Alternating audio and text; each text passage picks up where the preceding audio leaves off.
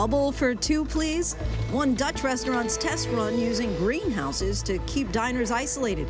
Eating out reimagined. Watching and waiting as many states begin to reopen. Reports of surges in coronavirus cases with more than 1.2 million confirmed in the U.S. And the president reversing course today on future plans for the White House task force. First in the family, as coronavirus affects students across the country, a closer look at what's next for the hundreds of thousands of first-generation college students. The deadly shooting of a black man out for a jog. Confronted by two white men, a father and son who fatally shot him. It's all caught on tape. No one has been charged. It's the worst scene out of a terrible sci-fi movie that you've experienced. And facing off against the virus, the brave nurses on the front lines of the fight against COVID-19, traveling across the country on a constant uphill battle. Their stories in their own words on this National Nurses Day. Good evening, everyone. I'm Lindsay Davis. Thank you for streaming with us. And one big thank you in particular to our nation's nurses. We saw businesses across the country today offering free coffee, donuts, even burritos to honor this National Nurses Day. And for the hundreds of thousands of nurses on the front lines of this crisis, we salute you today and every day. And in various ways, many are trying to nurse our country and economy back to good health. Take a look at this drive-through job fair. Job applicants in Southern California were interviewed in a socially distant environment as employment claims soar. And another sign of the times, for the first time in its history, New York City subways are closing down overnight for cleaning, raising concern about vulnerable homeless populations. Our Eva Pilgrim starts us off with the push to reopen and where some of the hotspots are right now. Tonight, across America, stores reopening their doors. Millions of Americans anxious to get back to work, but feeling torn between their health and their livelihoods. It's been exciting, scary. We just really didn't know what to expect. 38 states have now eased restrictions, but the virus still rising in 19 of those states. In Texas today, more than 1,000 new cases as more shops like hair salons set to open this weekend. Some, like this bar owner, defying orders, arrested for opening early. I will lose my business. My bartenders are already starving to death. I see my bar owner friends can't even pay for their medical medicines.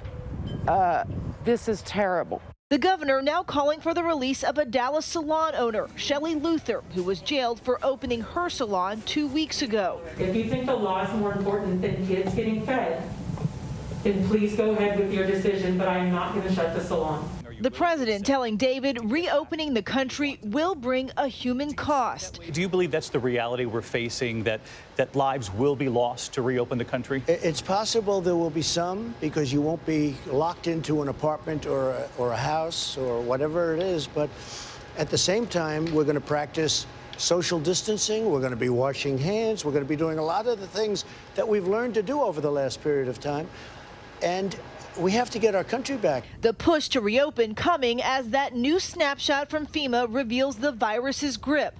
Hotspots popping up in rural America. In Trousdale County, Tennessee, the highest infection rate in the country after an outbreak at the state's largest prison. Cases soaring from 27 to over 1,300 in just 10 days. Yesterday, Illinois seeing its biggest death toll in 24 hours. Nursing home worker Angeline Guzman losing her life after returning to her job from a maternity leave. She seemed to really treasure her time with her patients. Her husband, who worked with her, now testing positive as well. We're over here planning a funeral and they can't even come and say goodbye to them. Just 24 hours after the president toured the Honeywell production facility, now making N95 masks. He is facing criticism for not wearing one. The president saying he had a mask on backstage. Well, I can't help it if you didn't see me. I mean, I had a mask on, but I didn't need it. And I asked specifically the head of Honeywell, should I wear a mask? And he said, well, you don't need one in this territory. And Eva Pilgrim joins us now. Eva, tell us more about the new reports that the virus may have been circulating in Florida back in December. Well, Lindsay, months before Florida health officials realized it appears the virus was already there. The Miami Herald looking at the state health data, finding patients with possible symptoms going back to late December. The first reported case of the virus in Florida didn't come until many weeks later on March 1st. Lindsay. Eva Pilgrim for us tonight. Thanks so much, Eva. Turning now to Washington and the president's comments yesterday saying he planned to disband the White House task force that includes top doctors Anthony Fauci and Deborah Birx. But today, an about face from the White House with the president saying he had no idea how popular the task force was and that it will stay together but shift its focus to safely reopening the country. Here's Chief White House correspondent Jonathan Karl. One day after the White House said it would be winding down the coronavirus task force, a reversal from the president. So we'll be leaving the task force indefinitely. The news that the task force would be disbanding in the coming weeks prompted a backlash from those who pointed out the death toll continues to climb, and many states are seeing higher rates of infection. I had no idea how popular the task force is until actually yesterday. When I started talking about winding it down, I'd get calls from very respected people saying, I think it would be better to keep it going. The president made his comments at an event to mark National Nurses Day, but he bristled when one nurse spoke about the availability of personal protective equipment. So PPE has been sporadic, but it's been manageable, and we do what we have to do. We're nurses, and we learn to adapt. Sporadic for you, but not sporadic for a lot of other people. Oh, no, I agree, Mr. President. Because Absolutely. I've heard the opposite. I've heard that they are loaded up with gowns now, and initially we had nothing. We had empty cupboards, we had empty shelves, we had nothing. In Arizona yesterday, David asked the president about that claim. You're 3 years into your first term. Yeah. You're now applying for the job again. What did you do when you became president to restock those cupboards that you say were bare? Well, I'll be honest, I have a lot of things going on. We had a lot of people that refused to allow the country to be successful. They wasted a lot of time on Russia. Joins us now. John, the president says that the task force will continue but change its focus. So what's the priority now? And will the American public still hear from these medical experts at briefings?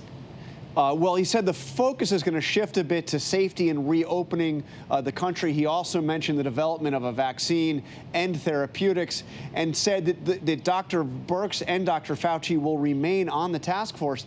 But you ask a very good question, Lindsay, which is whether or not we will continue to hear from them. And there's no guarantee of that. We don't know how often there will be briefings, public briefings from this task force. And as you know, there's been a bit of a battle over Dr. Fauci appearing before the House. And John, you also pressed the new White House press secretary today on why Dr. Fauci is not being allowed to testify before a House committee as requested. How did she explain that decision? Well, it was an interesting explanation. She said that the chief of staff at the White House, Mark Meadows, talked to the chairwoman of the committee that had asked for Fauci's testimony and did not get a satisfactory answer as to what they wanted to talk to Dr. Fauci about. Although, Lindsay, I can't imagine there's much of a mystery about what a congressional committee would like to talk to Dr. Fauci about. Exactly. Okay, Jonathan Karl for us in D.C. Thanks, John. We turn now to the fatal shooting in Georgia of Ahmaud Arbery, a 25-year-old unarmed black man. 2.5 months after Ahmaud was killed, this graphic video surfaced online. The two men in the video who appear to chase down and shoot Ahmaud while he was out for a jog still have not been arrested. But the case is now under investigation and getting national attention tonight, including this tweet from LeBron James that reads, "We're literally hunted every day, every time we step foot outside the comfort of our homes, can't even go for a jog." ABC's Steve Osunsami has the latest. This is the recording of the killing on a street in South Georgia that has people around the world outraged and has a prosecutor investigating. The young man seen jogging towards his death is 25-year-old Ahmaud Arbery. The father and son with the guns in the white pickup truck are Gregory and Travis McMichael. They explained to police that they believed that Arbery was responsible for a number of break-ins in their neighborhood and were trying to make a citizen's arrest when this happened on February 23rd. Gregory McMichael, who police say is seen here in the bed of the truck, is a former investigator with the local district attorney and a former local police officer, which has complicated this case. I'm out here at Secure Shores, There's a black male running down the street. Satilla, where at Satilla Shores? I don't know what street we're on. Stop right there! Stop! It is now nearly 2.5 months later, and no one has been arrested. The case has bounced from prosecutor to prosecutor because 2 of them had some prior connection to the McMichaels. A third prosecutor who took the case 3 weeks ago has now announced that a grand jury will decide if there will be criminal charges, but the courts are still closed because of the coronavirus, so a grand jury won't meet until at least the middle of June. No gun was found on the young man. His friends and family believe this was a case of mistaken identity. The anger after seeing the video came quickly from Joe Biden, Georgia's governor, and others. Late today, the Georgia Bureau of Investigation announced that it is now handling the case. The GBI can only become involved in a matter when asked by the local authorities. After Mr. Durden's request last night, I advised him that we would hit the ground running this morning. We've now assigned this case to 3 of our experienced supervisory level agents. You know, our goal in every investigation is to seek the truth, and that's exactly what we intend on doing in this matter.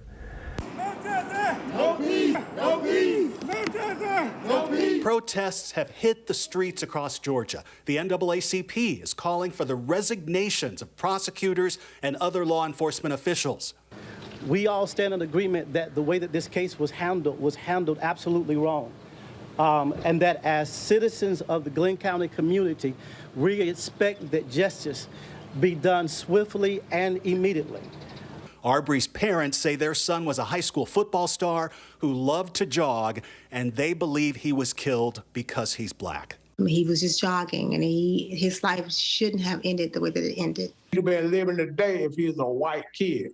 He would have never got racial profile. We spoke with his father and a family lawyer who tell us it is not acceptable for nail salons to be open, but the courts still closed. They want the 2 men arrested now.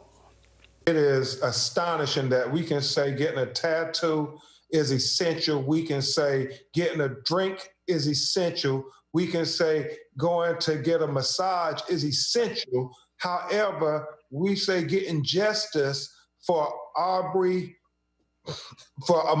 Arbery is not essential. 2.5 months now. It's been 2.5 months. How long, Georgia? How long, America? Based on what we saw in that horrific video, how long before they give justice to this family? And we're joined now by Steve Osunsami. And Steve, Georgia's Governor Brian Kemp, he's joined the chorus of those who are saying that they want answers. Does there seem now that there is this overall consensus that this case minimally needs further investigation? Yes, the governor, like you said, says he wants answers. The attorney general has also said that he wants answers. And I think a lot of this is driven by people who've seen this video. It is alarming no matter how you look at it. And then, of course, when you understand the conflicts of interest between one of the people who is holding a gun, the fact that he is a former investigator and former police officer, the state really had to step in. The GBI, this state's top law enforcement agency, has now decided that it is going to run this investigation from the Atlanta area. Lindsay? Steve Osunsami, thanks so much for your reporting tonight. And for more now on this case, we bring in writer and activist Sean King, who's now working with Ahmaud's family. Sean, thanks so much for joining us. I'm glad to be here. So, Sean, you're one of the reasons that Ahmaud's killing is now getting all this national attention. Someone anonymously sent you that graphic video you posted online just a day ago, already nearly 2 million viewers. How did that video change this entire case? Well, when you describe in words what's happening in a case of violence, be it police brutality or a white supremacist attack, if you just describe in words, it's one thing, but when you see the video, it brings color, shape, nuance. It made real the story that we had been telling. And when Lee Merritt, the family attorney, and I first received that video, it was not only more painful to watch it than we had anticipated, it was even worse than we had imagined. I knew it would be horrible, but seeing it, it's one of the worst things I've ever seen in my life. And this video has a lot of information. You say that you've tried to kind of divorce your emotions from it. What does the video tell you? Well, it tells me a lot of things. I think Ahmaud appears to be blocked off from being able to run on the road, and he seemed to be frightened. Obviously, there are men with guns out. These men are strangers to him.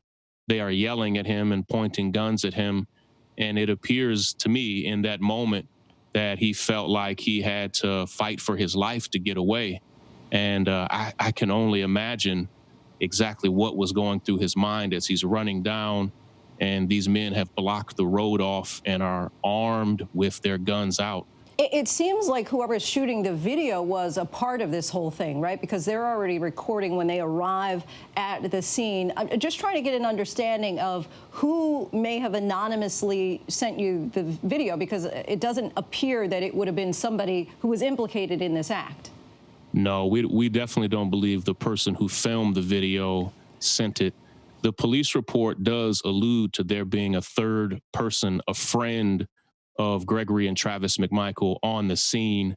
It's our belief that the person who filmed the video and is driving another vehicle there behind Ahmaud, we feel like Ahmaud may have even felt like he was being chased by this additional vehicle from behind. And at the end of the video, rather, if you listen carefully, you can hear that person cock a gun as well. And so it appears that person was armed. It's our best guess that somebody either from the local police department or the local prosecutor's office leaked that video.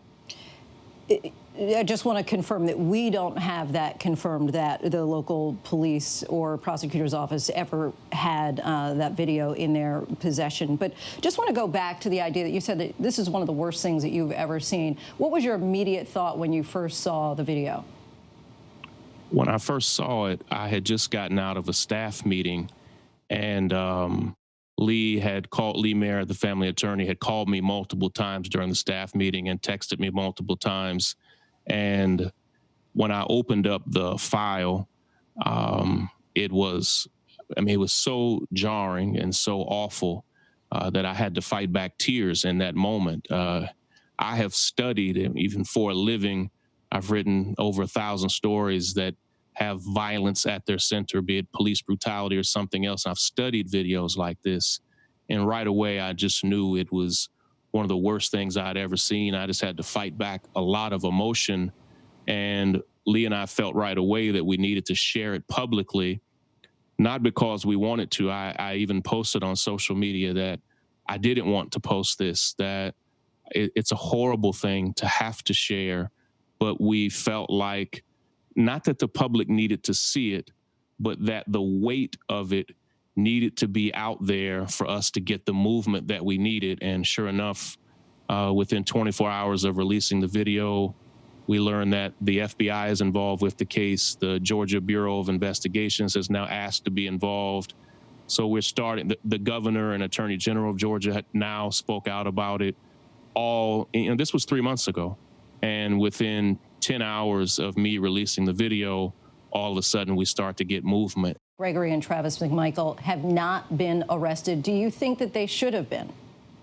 Oh, yeah, they should have been arrested that day. And why do you think that they haven't been? Well, I think there are a couple very clear reasons, and I understand it. It's a true conflict of interest.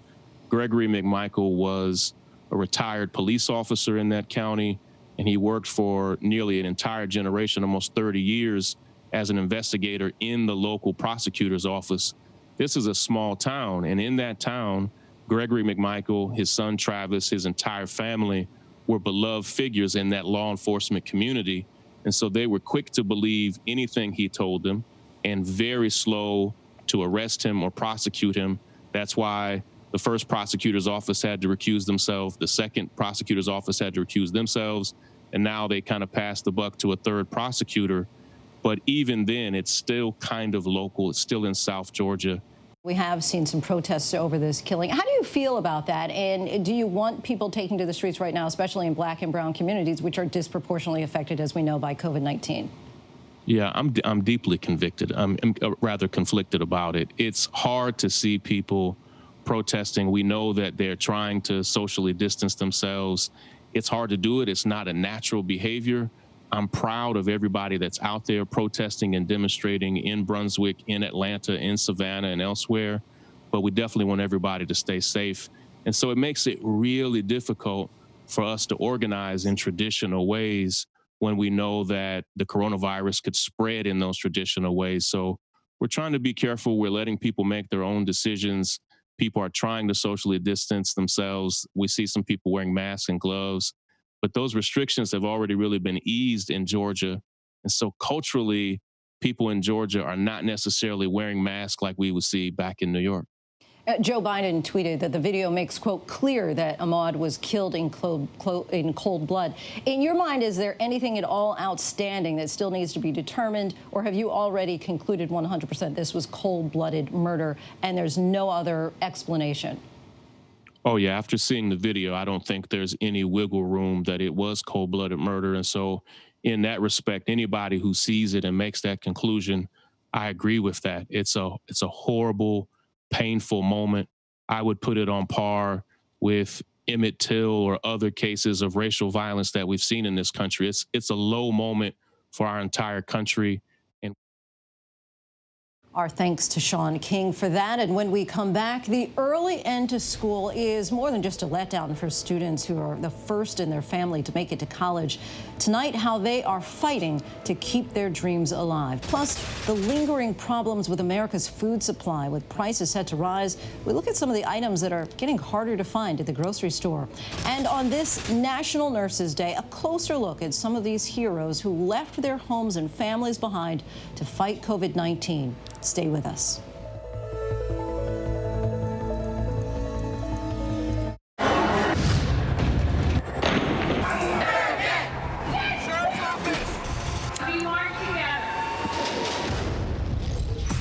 The most powerful stories of our time, anytime. Nightline. Your mom said, comb your hair.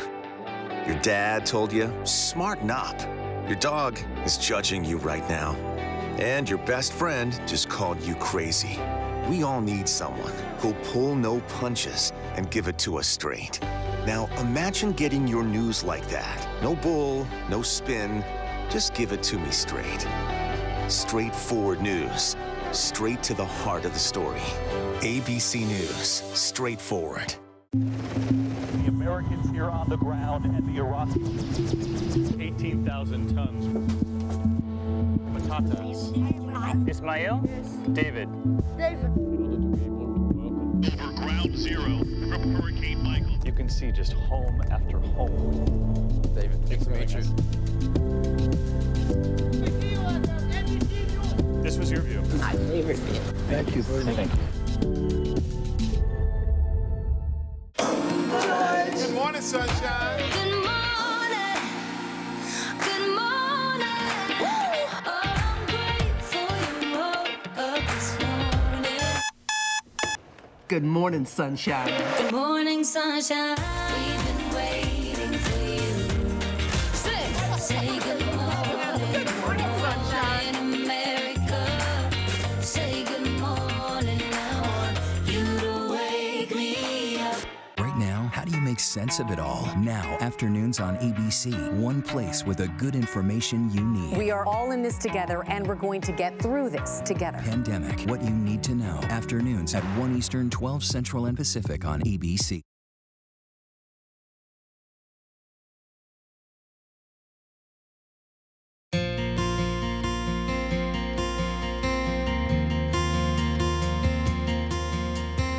On this National Nurses Day, nurses across the country face daunting challenges, to say the least. Tonight, a grateful nation is pausing to thank the men and women caring for us all and facing down this virus on the front lines. In Texas, the Blue Angels flew over hospitals to honor essential workers there. Dozens of nurses lined up for the salute in the sky.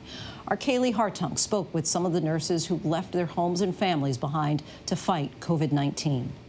It's the worst scene out of a terrible sci-fi movie that you've experienced. I've been working in Chicago now in an adult ICU for almost 3 weeks. From far and wide. Texas, Tennessee, Colorado, Oklahoma, Florida, Arizona, California, Washington. Shout out to all those states because I've met people from your states. By the thousands, they keep coming. to hotspots desperately in need of help. Some call them nurses. In these challenging times, heroes will do. I drove down on Sunday, Easter Sunday, dodging tornadoes to get here, and I will not leave the same person. Heroes like Melissa Moody from Arkansas, who set up a makeshift hospice unit in hard-hit New Orleans in just a matter of days. The patients that we took care of and the families, it was the most rewarding and life-changing thing I've ever done. Melissa leaving her husband and 6 children a 9-hour drive away. There was a lot of apprehension, I think, with my husband and my kids, obviously, but they know me and they know that when I need to do something, I need to do it. Leaving home during a pandemic is a difficult decision these nurses feel they were called to make. Aaron Welly was about to start a new job as a nurse practitioner in Virginia, where he lives with his 4 kids and his wife, who contracted the virus a month ago. I was very fortunate being able to stay home and take care of her.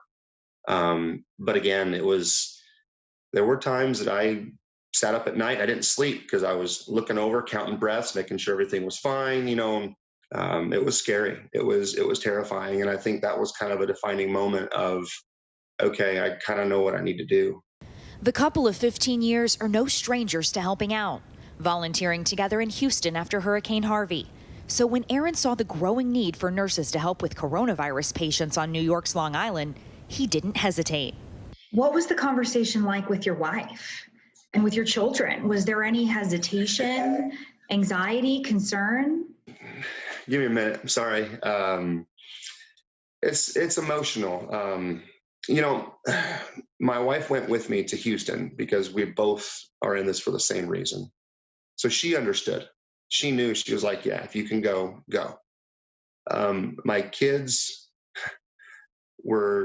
they're scared, and I'm scared, rightly. I am terrified that there might be a possibility that I might not go home, or that I might get sick and be here by myself. This pandemic offering medical students and nurses on-the-job training they never expected they'd get.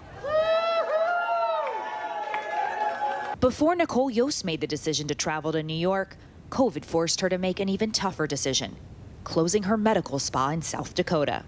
It's been a little bit of a whirlwind in huge decisions that are my livelihood. When you got to New York, when you went to the hospital for the first time, how quickly did you realize this is why I'm here? Minute 1 of orientation, the staff at Maimonides were exhausted. They've been working 7 days a week. A lot of their coworkers have had COVID or had it at the time. So right now you don't know how long you'll stay? I have no idea. As long as you're needed? Yeah. Wow. Or until I'm needed at home. While they can't be with their own families, these nurses offer love and support to their patients who badly need a smile and human interaction. And the patient just looks at me and says, hi. And I started crying, and the patient started crying, and I said hi back, and we just cried together for a while because we didn't know that this would happen. This nurse now back home in Alabama, talking about her days in New York City.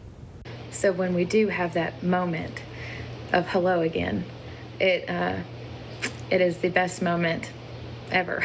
That's very difficult to tell families that can't see their loved ones. They have to Skype or FaceTime. In New Orleans, Melissa finding herself in a unique position at her pop-up hospice, where they've had enough PPE to allow visitors. The very first admission that we had, this man's children showed up to visit. And his son, who came to visit, had not seen his dad in 10 years. And they had been estranged. Since we opened the unit, he was able to see his dad every day for the few days that we had his dad here, and he was actually able to hold his hand as his dad took his last breaths. Despite not being at home, they're finding ways to decompress and take care of themselves on the road. And emotionally, you get drained at the end of the shift, and you come home and got nothing else. You don't have much else to give. But yet you go back every day. Every day. You know, I try to FaceTime my wife, and, you know, it ends with some tears and some emotion, because is that the last time that I'm going to see her? You know, is that the last time I'm going to see my kids? Because that fear is real. Especially seeing what I've seen here. Their message to their fellow nurses was overwhelmingly, you are not alone. I think nurses are made out of special stuff. You know, it could have been easy for all of us to say, you know what, this is a scary disease and we didn't sign up for this. But instead, we all responded with, when do we leave? My bag's packed. And, you know, although it is so hard, when you have compassion fatigue and alarm fatigue, and it's frustrating and people are dying, just remember why you're here. Realize that even in a pandemic, you are appreciated. You are so needed. And we just have to keep going. You know, emotionally prepare yourself, because we're going into battle together and we're going to do it. We're going to win. Our thanks to Kaylee for that piece, and our thanks again to the nurses across the country. And up next, there is a reason they call her the notorious RBG. Ruth Bader Ginsburg taking part in Supreme Court arguments today from her hospital bed. Plus, pedal to the metal with highways nearly empty amid the pandemic. Some not so safe drivers are taking advantage like never before.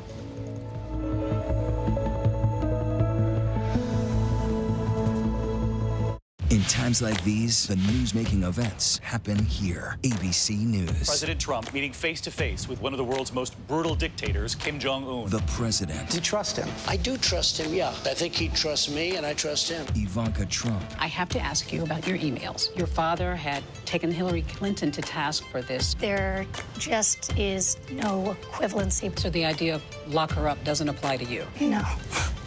Comey. How strange is it for you to sit here and compare the president to a mob boss? Very strange. Michelle Obama. What do you wish you could tell your pre-White House self?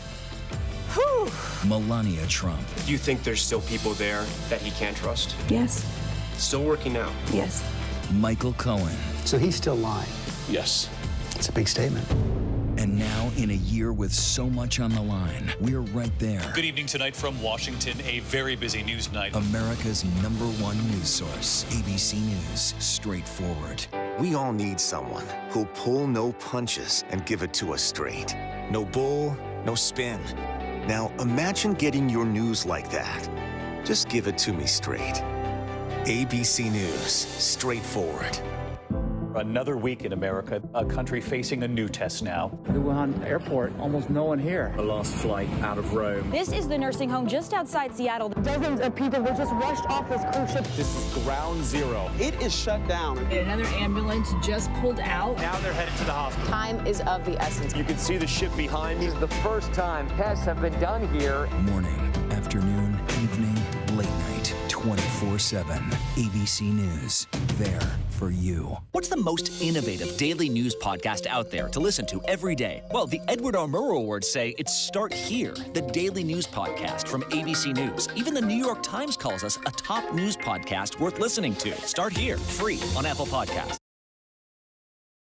Welcome back. California is usually known for its bumper-to-bumper traffic, but as you can imagine, stay-at-home orders have largely eliminated that. But those with a need for speed, they're not getting a free pass. Let's take a look by the numbers. California traffic volumes are down 35% from a year ago, apparently leading some drivers to put the pedal to the metal more freely during the shutdown.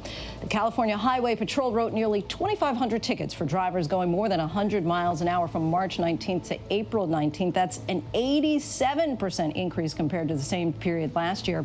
And this past weekend alone, the CHP's Golden Gate Division issued 85 citations for drivers speeding more than 100 miles per hour. The Highway Patrol has been sharing some of the worst offenders on social media. This SUV driver clocked in at a whopping 124 miles per hour. The Highway Patrol says the state's more than 700 electronic highway signs will now display messages that read, "If you must travel, do not speed, and keep essential workers safe. Do not speed." And when we come back, the challenges keep growing for the class of 2020, especially for students first in their families to graduate. A look at the unique issues they face and how they're trying to succeed despite the odds. Plus, teaching is a full-time job, something parents can appreciate more than ever in these strange times. But if you're feeling overwhelmed, don't worry. Some homeschool heroes are here to help. But first, here's some of the trending headlines on abcnews.com.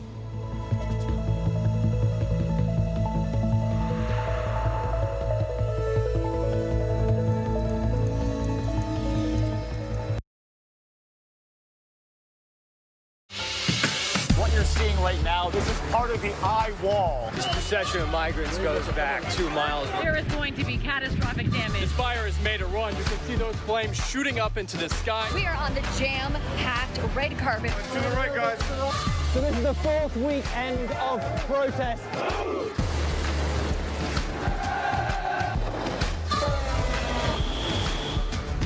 Watch ABC News on location for Facebook Watch.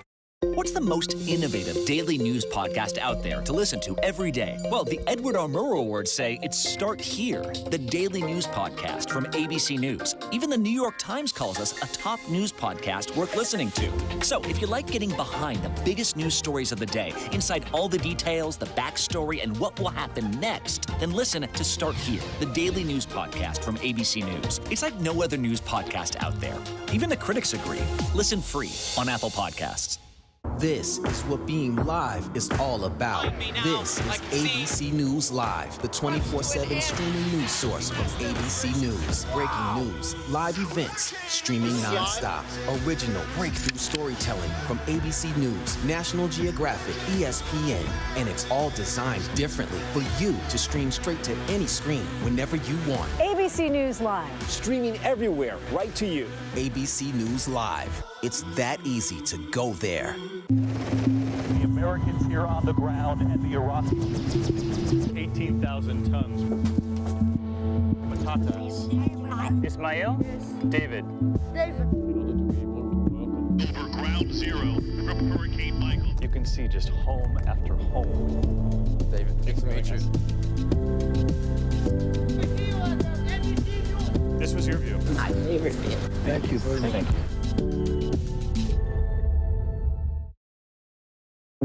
The Lone Star State, Texas, opening its economy further, despite an increase of nearly 2,000 new COVID-19 cases statewide in the last 24 hours. Texas is fully capable of being able to manage the healthcare needs of everybody who contracts COVID-19. He's coming to the defense of a Dallas salon owner, Shelley Luther, who's been jailed repeatedly for defying orders to shut down her business. At a White House event for nurses, President Trump reversing course, insisting his coronavirus task force will now go on indefinitely. I thought we could wind it down sooner, but I had no idea how popular the task force is. That announcement coming just hours after the administration suggested the task force could dissolve by the end of the month, even as an analysis by the New York Times finds that even without New York factored in, the number of COVID-19 cases nationwide continues to rise. We have to get our country open again, and you see it. Look, you cover it. People want to go back. You're going to have a problem if you don't do it. In the race to find a COVID-19 vaccine, 26-year-old David Ratch, the first to roll up his sleeve,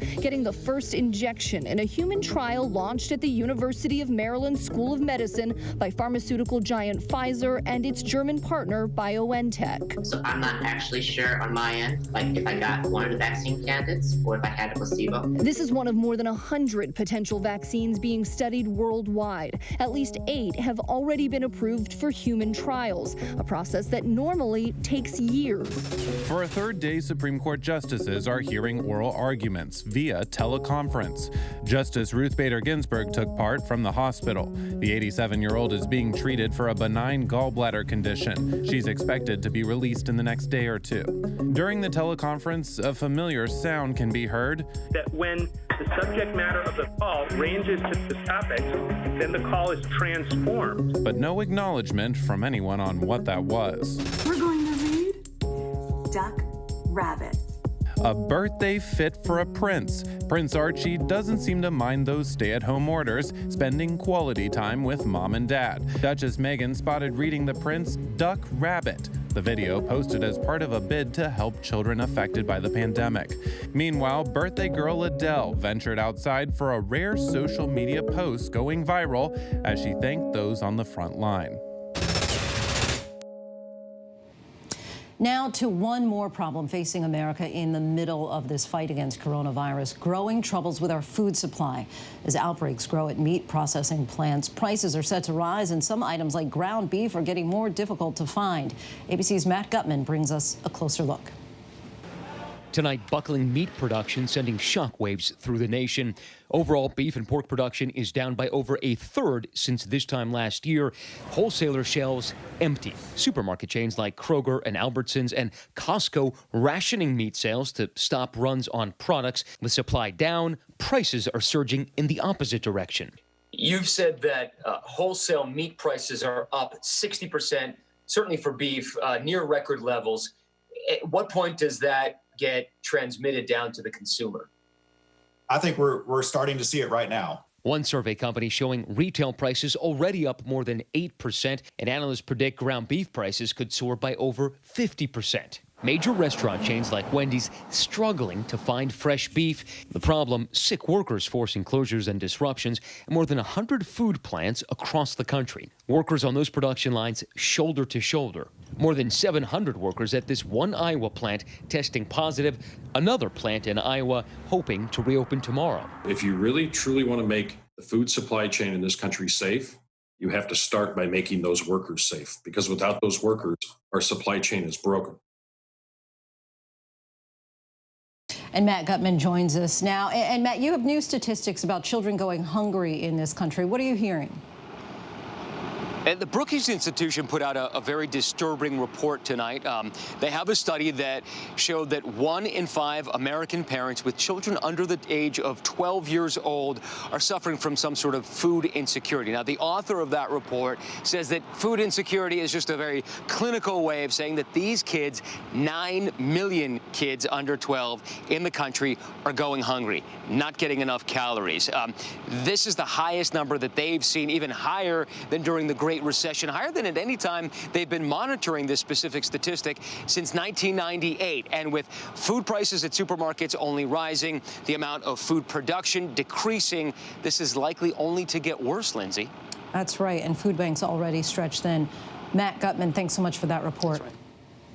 Another difficult reminder of the struggling job market in this country. Private companies lost more than 20 million jobs in April, according to a report from the ADP, one of the largest payroll companies in the nation.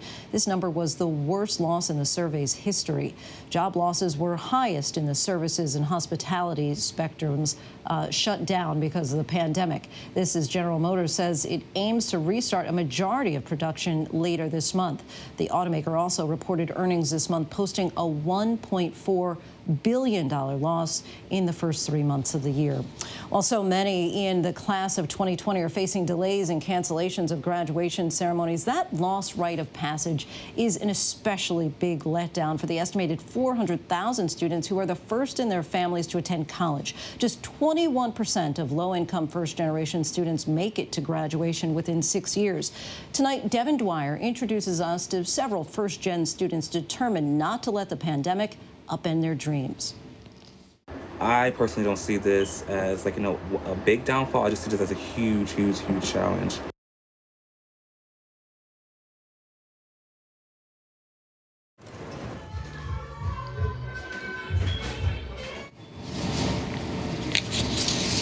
Finishing up your dream from home? Everything just started getting canceled. It was just like, wow, it was overwhelming at first. So it took a long time to cope with things.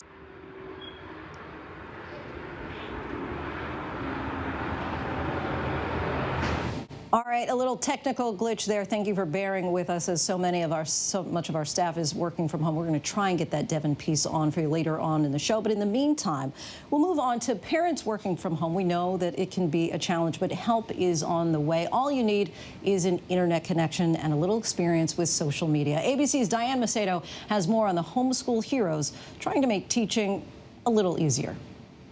Just 3 months ago, Alexis Loveris says he was an introvert who largely kept to himself. I was kind of shy because I'm the type of person who doesn't really show my face a lot. Now the 16-year-old is a bona fide social media star. He's got over 650,000 followers on TikTok and 5.5 million likes, all from viewers eager to hear what Alexis has to say about math and science. The answer is there is no value of N or D. I started doing TikTok videos on algebra, geometry, chemistry concepts. I also pushed myself to make SAT videos. I'm making Google Classrooms where around 8,000 people have joined already. They're the subjects Alexis used to help his peers with in person as a teacher's assistant. So your friends were saying, what if you took what you're doing here and what if you started doing it online? Yes, and so that motivated me. Later on that day that I made that video, when I came out of school, I realized that my phone was just blowing up. 1 month later, schools closed due to COVID-19, and Alexis's growing following went global, earning him the nickname the TikTok Tutor. How rewarding is it when you see someone say, you explain this so much better than my teacher, or I never understood this and now I get it? It makes me feel so good. And he's not alone. Some teachers are also turning to social media, reaching kids far beyond their own classrooms. You gotta go hey. Rory Yakubov says she started using TikTok as a way to connect with students. I joined TikTok kind of as something I would talk to my students about. I want to make these corny math videos. Now she uses it as a teaching tool, reinforcing concepts she would have taught in class to her more than 10,000 followers. High school chemistry and physics teacher John Tae Lee broadcasts his classes on Instagram Live for his students and the world. The reason why I transformed my kitchen into a chemistry lab is for the love of my students. And as you can see, it's getting bigger and bigger. And teacher Monica Sutton brings early childhood education to young kids via YouTube and Instagram. Oval is our shape of the week. What's the response been like? Overwhelming. Definitely overwhelming. I thought, a couple hundred people maybe. We'll reach folks in New York and New Jersey. That's my local area. And it's just been worldwide. Worldwide, parents are always thanking me. They're grateful. They're just even grateful for 15 minutes of their child being engaged in something. Parents, including yours truly, who was thankful for a moment of stillness as my son enjoyed a moment with Monica. It's tough for parents because I don't want him staring at a screen all day. Right. But also I'm working at the same time. We need some moments where he is entertained elsewhere safely. That's exactly what I mean. If there's something that makes you feel good and your child's engaging in it, then it's okay. You have to give yourself grace. You have to. You have to. And say, I'm doing the best I can. Good advice to the many parents and students out there grateful for all the help we can get. For ABC News Live, I'm Diane Macedo in New York. Grateful to them and also to Diane for that story. And when we come back, the good news that we all so desperately need from one of the countries hit hardest by COVID-19. Plus, artist Banksy joins the many people paying tribute to the frontline workers. Stay with us. Right now, how do you make sense of it all? Now, afternoons on ABC, one place with the good information you need. We are all in this together, and we're going to get through this together. Pandemic, what you need to know. Afternoons at 1 Eastern, 12 Central and Pacific on ABC. We know coronavirus has affected so many of you. America has changed for now. There's no question about that. People are finding a way to come together. What else should people know about how to care for their families through this? And you feel it's not too late to flatten the curve? It's not too late. When do we expect to have a vaccine? George, we are all thinking of you, Allie, and the kids. How are you feeling? I feel fine, Robin. She wanted to share this message. You know I'm feverish if I'm on national television with no makeup on. Allie is now on the Roberts family prayer chain.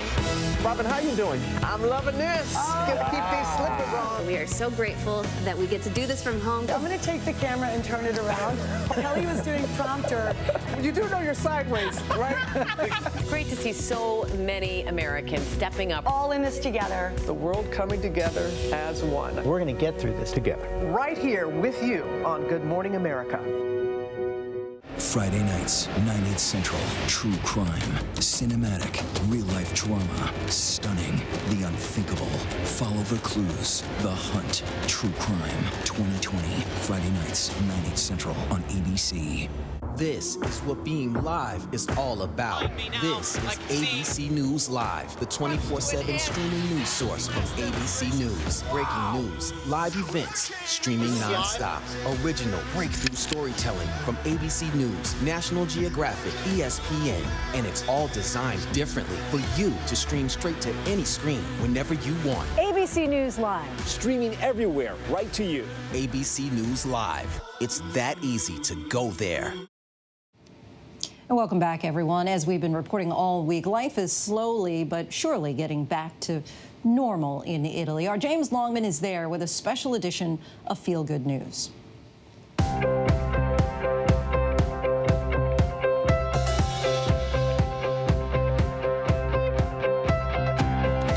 Hi everyone, and welcome to another Feel Good News. We're back on the road, this time in Italy, and it really does feel good to be back. I was last here over 2 months ago when this crisis really was just getting started, and now we're seeing Italy slowly eke its way out. And a big part of the way they're easing the lockdown here, Europe's longest lockdown, remember, is for families to be reunited, for relatives to be allowed once again to be able to see one another. And this was a particularly lovely one. Maria Antonia and Domenico hadn't seen their granddaughter for weeks, but 5-year-old Cecilia was really happy to see them. Adesso non riesco neanche a parlare, sono troppo emozionato. 2 mesi che non la vediamo, è solo videochiamata, però non è lo stesso, non può essere lo stesso. It's a really beautiful thing to see. And I've also spoken to a survivor here. Now, remember, this part of Italy was really badly hit. 41-year-old Michele was actually one of the first people to get infected, and his is a powerful story of recovery against the odds. Michele, tell me, how are you? Io sto molto bene. I stay very well for the American friends. So, what do you remember of your time in hospital? When I asked the doctor, "Excuse me, doctor, but I just have a high fever. That's it." He said, "No, you are in danger for your life." So initially it was dramatic, and they told me the only thing to do was to be intubated. And so I was then intubated for 15 days, 2 weeks. Wow. So you were able... very long time. Yes. And you were able to talk to them, even though they were telling you you're in danger, and you were having that conversation at the same time. Tell me about that moment when you first came out of the coma. When I woke up, I had the whole staff around me, and the doctors who were saying, "Come on, Mikel, you can make it. You just need a bit more," because I wasn't really out of danger until the end.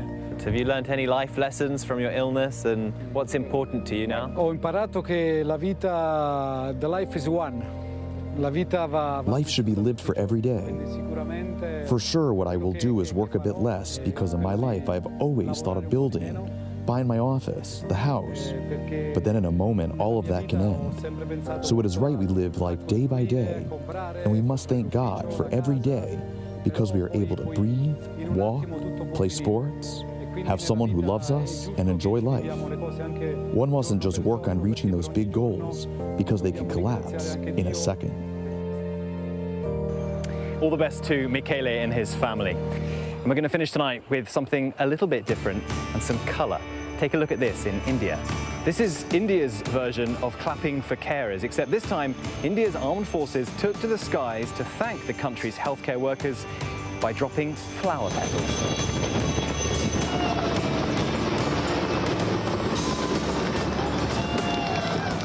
It's a really wonderful thing to see. So thanks for watching, stay safe and be good to each other. And thanks for bearing with us with our technical difficulties. Now we bring you that piece from Devin Dwyer about first-generation college students refusing to let the pandemic upend their college dreams. I personally don't see this as, like, a big downfall. I just see this as a huge, huge, huge challenge. Coronavirus crashed his senior year, but DeJuan Kirk is on the cusp of reaching his dream. This month, he'll become the first in his family of 7 to get a college diploma. Did you ever imagine you'd be finishing up your dream from home? Everything just started getting canceled. It was just like, wow, it was overwhelming at first. So it took a long time to cope with things. From home in New Jersey, Dewan is putting the finishing touches on his degree in visual arts from Stevens Institute of Technology. His disappointment over postponed commencement ceremonies compounded by anxiety over a job market in freefall. For those students who are being robbed right now of graduation, it's a huge moment. Nicole Hurd runs the nation's largest nonprofit college access program.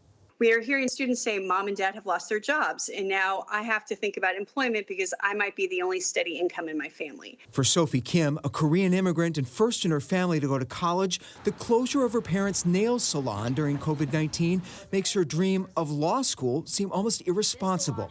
For a second, I thought, why am I going to put myself through more financial obligations with law school when my parents are really struggling on the deep end, you know?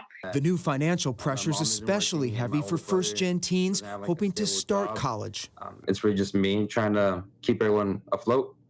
And yeah, it's been tough. High school senior Omar Cavedo Katana had to start working full-time at Walmart after his mother lost her house cleaning job of 20 years because of the pandemic.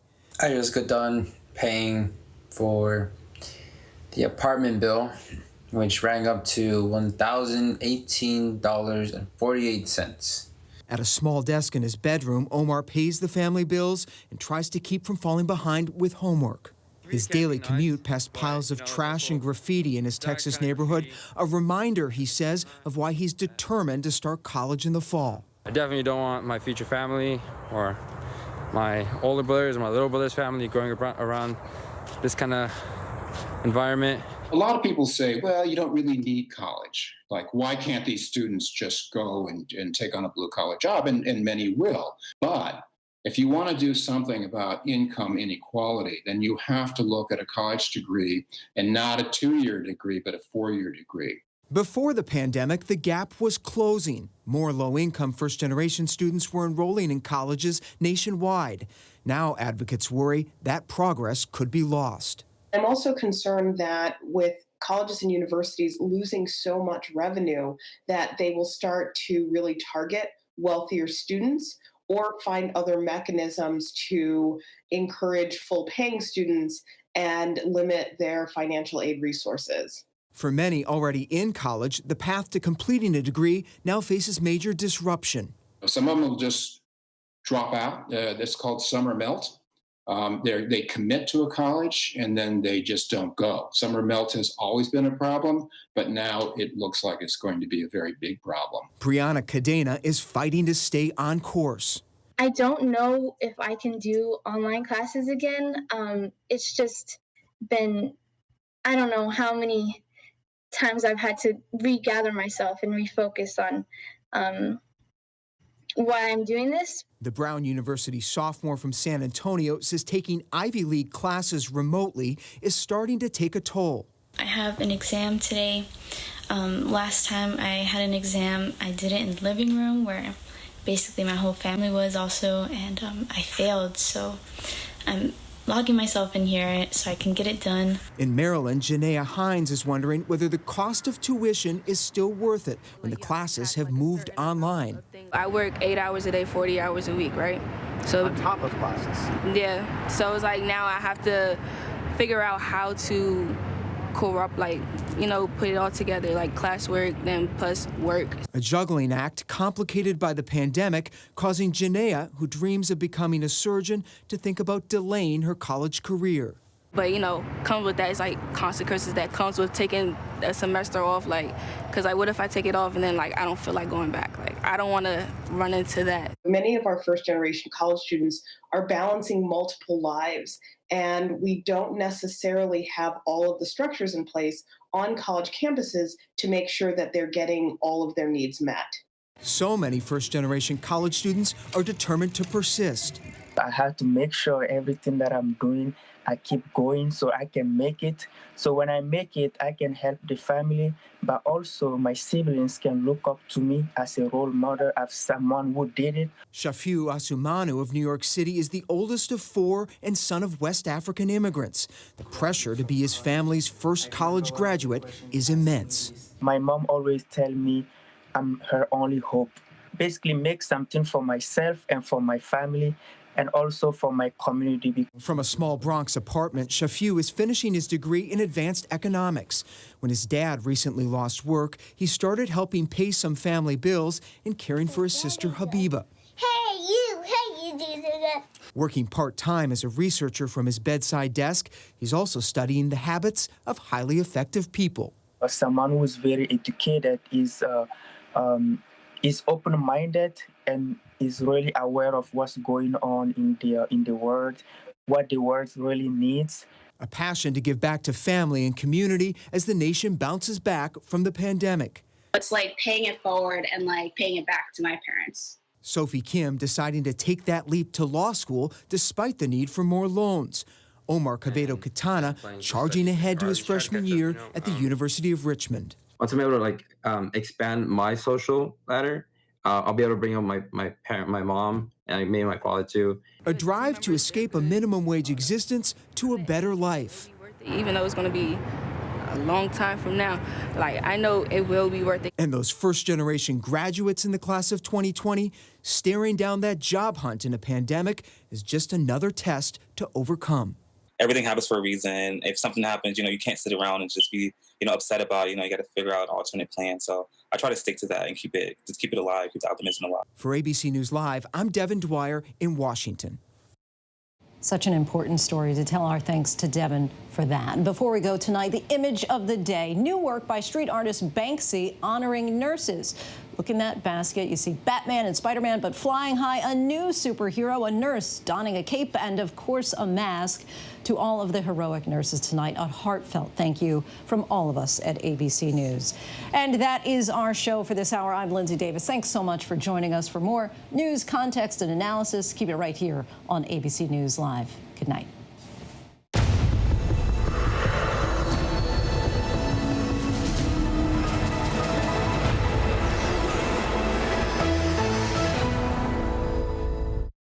What you need to know right now.